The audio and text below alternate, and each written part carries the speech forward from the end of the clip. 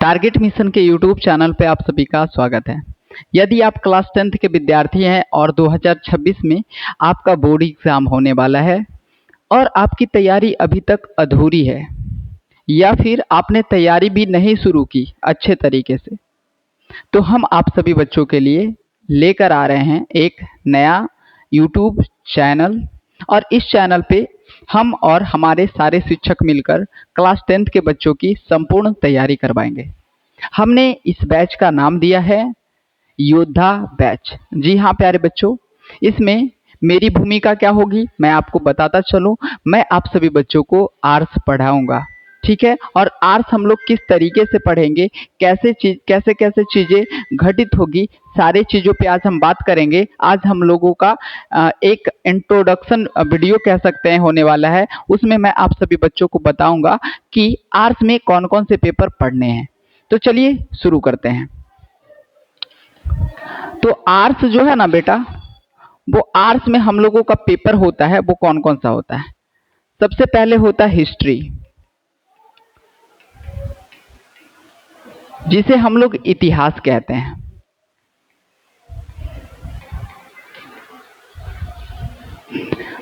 दूसरा होता है ज्योग्राफी,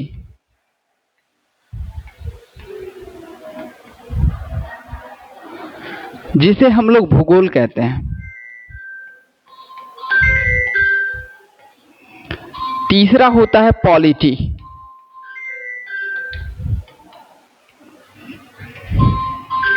पॉलिटी, जिसे हम लोग राजनीति शास्त्र कहते हैं। राजनीतिक शास्त्र। और चौथा जो हमारा होता है वो होता है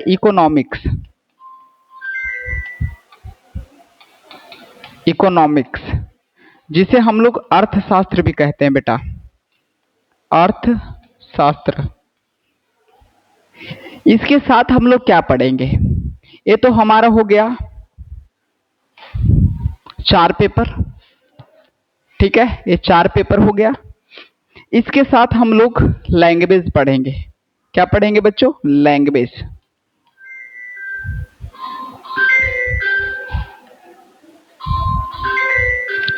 लैंग्वेज में हमारा 2 पेपर होता है, ठीक है ना। लैंग्वेज में हम लोगों का 2 पेपर होता है। कौन कौन होता है? एक पेपर जो होता है बच्चों लैंग्वेज में, एक होता है हिंदी का एक पेपर होता है, और दूसरा क्या चीज का होता है? दूसरा पेपर जो होता है वो होता है इंग्लिश का।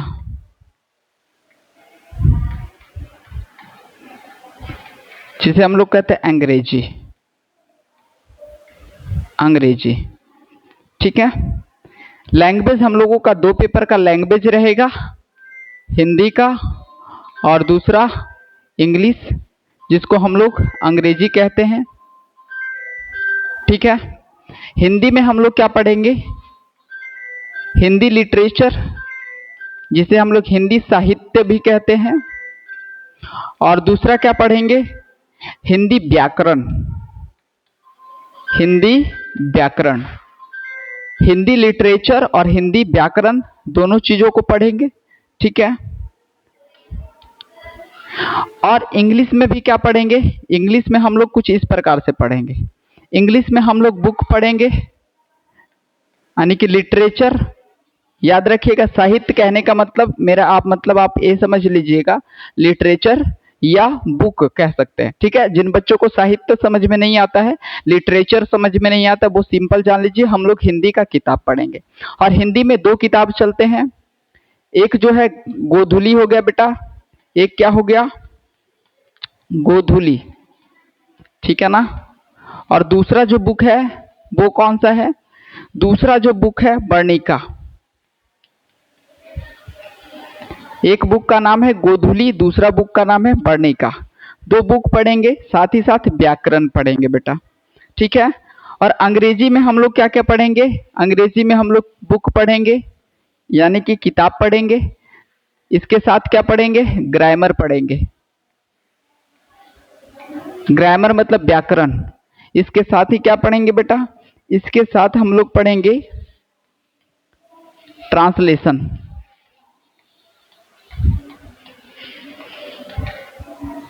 ये 3 चीज इधर हो गया, 2 चीज इधर हो गया, ठीक है।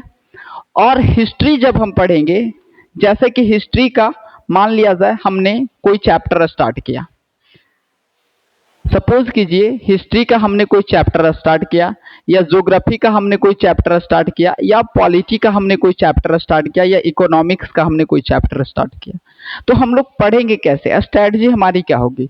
तो सबसे पहले प्यारे बच्चों हम लोग क्या करेंगे कि हिस्ट्री को जो है इसका टॉपिक वाइज लेक्चर देखेंगे। टॉपिक वाइज लेक्चर, प्रत्येक टॉपिक का क्या रहेगा, लेक्चर। हर एक टॉपिक का क्या रहेगा, एक लेक्चर रहेगा। हर एक टॉपिक का क्या रहेगा, एक लेक्चर रहेगा। और अगर मैं बात करूं ज्योग्राफी, तो उसमें भी प्रत्येक चैप्टर का लेक्चर रहेगा। पॉलिटी प्रत्येक चैप्टर का लेक्चर, इकोनॉमिक्स प्रत्येक चैप्टर का लेक्चर। लेक्चर के बाद हमें क्या करेंगे सर, लेक्चर पढ़ने के बाद हम इसका क्या करवाएंगे, क्वेश्चन लगवाएंगे। क्वेश्चन लगवाएंगे कौन सा, सबसे पहले लगवाएंगे सब्जेक्टिव क्वेश्चन करवाएंगे। उसके बाद क्या करवाएंगे सर, उसके बाद करवाएंगे ऑब्जेक्टिव क्वेश्चन, जिसको हम लोग एमसीक्यू कहते हैं, एमसीक्यूज लगवाएंगे। उसके बाद क्या करेंगे सर, लाइव क्लास लेंगे सर, लाइव क्लास। और इस लाइव क्लास में हम क्या करेंगे, बच्चों का जो है टेस्ट ले लेंगे और बच्चों का डाउट देख लेंगे सर, ठीक है ना। चैप्टर क्लास होने के बाद, चैप्टर खत्म होने के बाद लाइव सेशन रखेंगे और उसमें बच्चों का डाउट ले लेंगे सर, ठीक है। जैसे कि अगर मान लिया जाए कोई चैप्टर खत्म हो गया, प्रत्येक टॉपिक का लेक्चर तो आपको मिलेगा ही मिलेगा, साथ ही उसका पीडीएफ या नोट्स कह सकते हैं, आपको टेलीग्राम चैनल पे मिल जाएगा। जो भी पढ़ेंगे, अगर कोई लेक्चर छूट गया तो आप बाद में देख सकते हैं, रिकॉर्डेड लेक्चर आपका यूट्यूब पे रहेगा, उसे प्रीमियर नहीं किया जाएगा और ना ही यूट्यूब से हटाया जाएगा। दूसरा, अगर हम ज्योग्राफी पढ़ते हैं तो ज्योग्राफी के जितने भी चैप्टर हैं, सबसे पहले टॉपिक वाइज लेक्चर को कवर कर लेंगे, लेक्चर पढ़ लेंगे।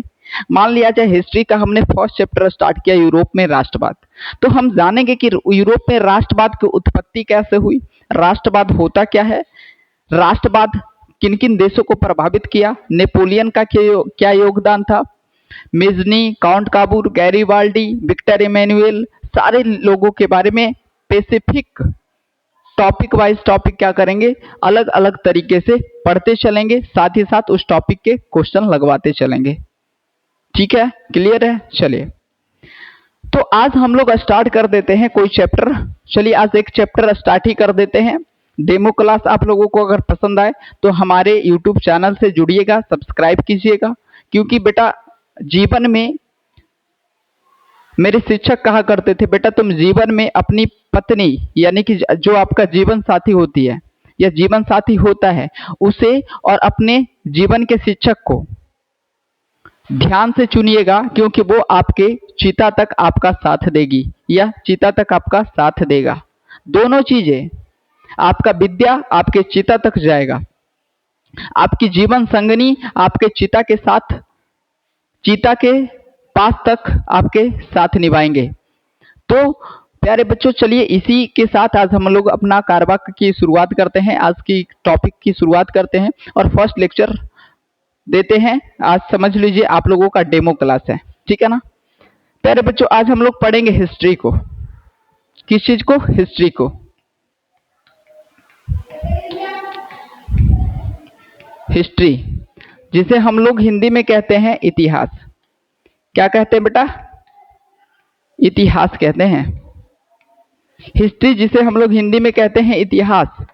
आज इतिहास पढ़ने वाले हैं। सबसे पहले जानते हैं इतिहास क्या होता है। प्यारे बच्चों, कोई भी विषय पढ़ने से पहले हम लोग जानेंगे वो विषय होता क्या है। तो सबसे पहले जानते हैं इतिहास क्या होता है। हिस्ट्री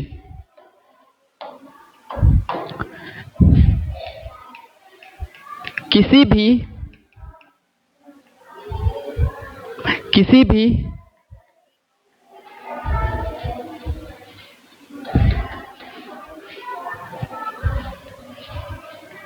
भी बीती हुई घटना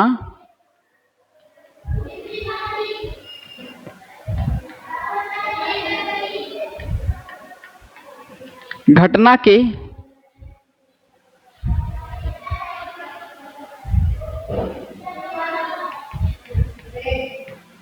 साक्ष्यपूर्ण एवं लिखित अध्ययन को इतिहास कहा जाता है। इतिहास कहा जाता है। मैंने क्या कहा? पेन पेपर साथ रखिएगा और लिखते चलिएगा। मैंने क्या कहा? किसी भी बीती हुई घटना, घटना कैसी होनी चाहिए? बीती हुई घटना। अगर कोई घटना बीत रही है और उस घटना का अगर साक्ष्य हमारे पास मौजूद हो और वह घटना लिखित रूप में मौजूद हो, तभी हम उसे इतिहास मानेंगे। क्या करेंगे? इतिहास मानेंगे, अदरवाइज इतिहास उसे हम लोग नहीं मानेंगे। जी हाँ बच्चों, रामायण, महाभारत, बहुत सारे महाकाव्य हमारे पास हैं, लेकिन इसका कोई जो साक्ष्य जो है मौजूद नहीं है। हम लोग महाभारत को अपने ऐतिहासिक घटना से नहीं जोड़ते हैं। हम समझते हैं महाभारत एक घटना थी जो घटित हुई थी, लेकिन इतिहासकार उसे इतिहास में शामिल नहीं किया है।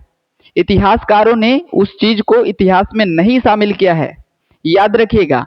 तो हम उन्हीं घटनाओं को इतिहास के तौर पे मानेंगे जिन घटनाओं का जिक्र हम देखते हैं, जिसके साक्ष्य प्राप्त होते हैं या फिर जो लिखित रूप में मौजूद है। अगर मैं बात करूं फादर ऑफ हिस्ट्री की, इतिहास के पिता की,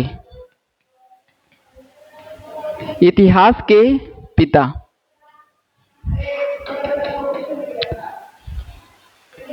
इतिहास का पिता, तो इतिहास का पिता प्यारे बच्चों किसे कहा जाता है?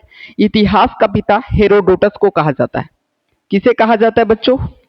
हेरोडोटस को। इतिहास का पिता हेरोडोटस को कहा जाता है। अगर आपसे कोई पूछेगा इतिहास का पिता किसे कहा जाता है, हेरोडोटस को कहा जाता है। जेम्स मिल की पुस्तक में इतिहास को 3 खंडों में बांटा गया है। अगर मैं बात करूं भारतीय इतिहास की,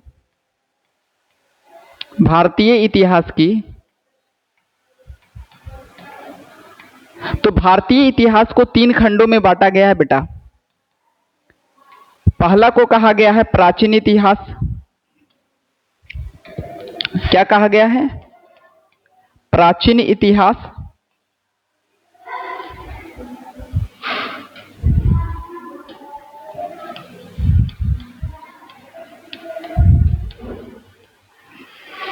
दूसरा को कहा गया है मध्यकालीन इतिहास।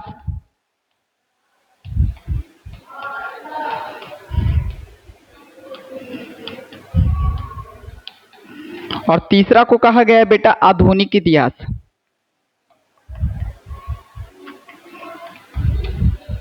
आधुनिक इतिहास,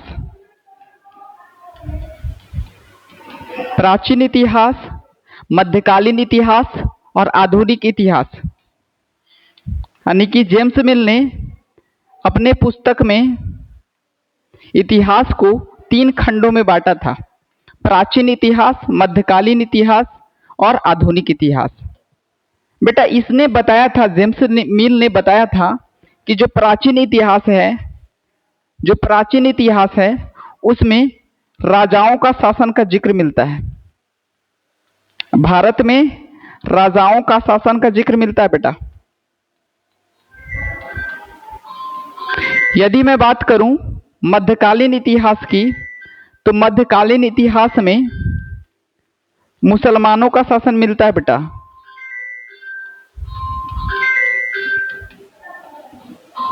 मुसलमानों का शासन।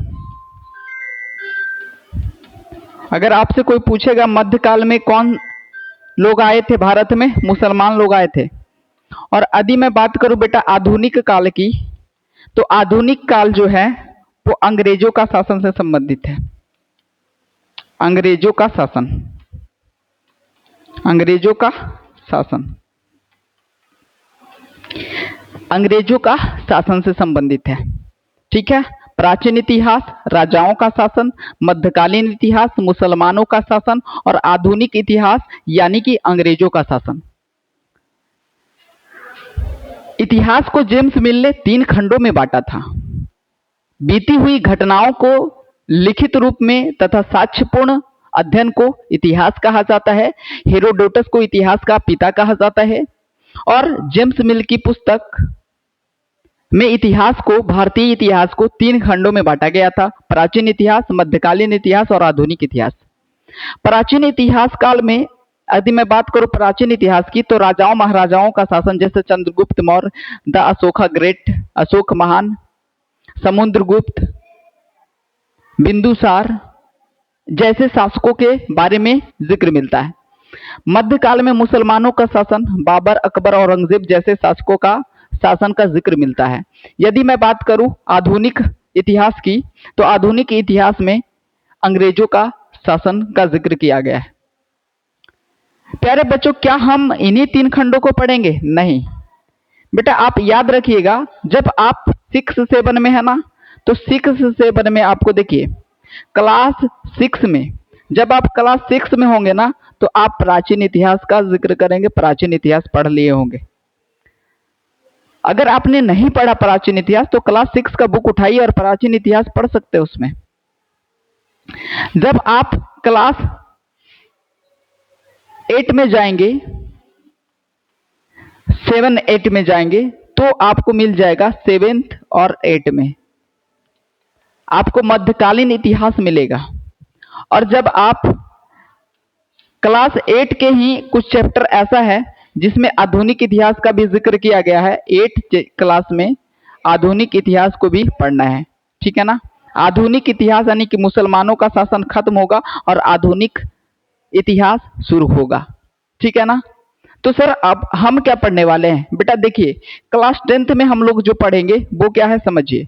सबसे पहले हम लोग पढ़ेंगे इसमें इंडियन हिस्ट्री तो पढ़ेंगे ही, हम लोग भारतीय इतिहास तो पढ़ेंगे ही, भारत के बारे में तो पढ़ेंगे ही।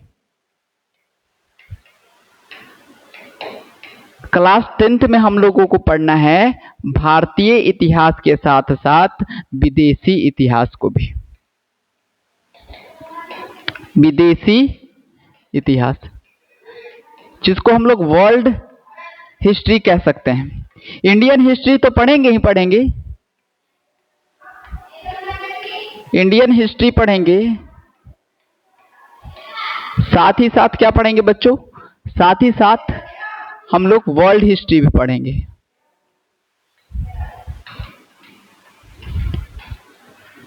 वर्ल्ड हिस्ट्री पढ़ेंगे। जैसे क्या इंडियन हिस्ट्री में हम लोग क्या पढ़ सकते हैं? भारत में राष्ट्रवाद।